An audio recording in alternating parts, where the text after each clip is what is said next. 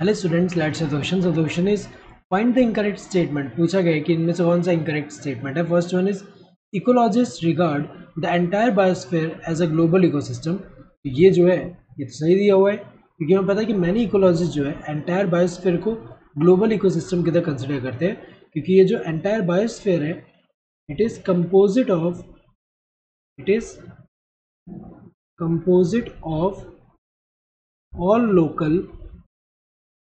all local ecosystems. और इसी को हम क्या बोल रहे हैं, ये जो ग्लोबल इकोसिस्टम, ये करेक्ट है। Ecosystem includes abiotic component only, ये तो गलत दिया हुआ है कि इकोसिस्टम जो है, इकोसिस्टम में दोनों होते हैं यहाँ पे, biotic as well as abiotic component, ये दोनों ही है।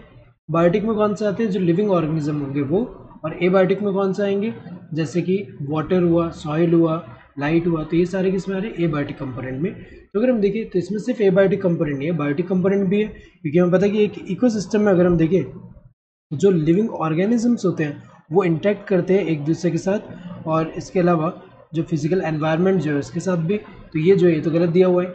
Ecosystem is a functional unit of nature, ये सही दिया हुआ है, क्योंकि हमें पता है कि इकोसिस्टम जो है इसको अगर हम देखें ये नेचर का फंक्शनल यूनिट है, जिसके अंदर biotic as well as abiotic component है। और बायोटिक कंपोनेंट में अगर हम देखें जो लिविंग ऑर्गेनिजम्स हैं वो एक दूसरे के साथ इंटरेक्शन भी कर रहे हैं और अपने फिजिकल एनवायरनमेंट के साथ भी इंटरेक्शन कर रहे हैं, तो ये तो करेक्ट है यहाँ पे।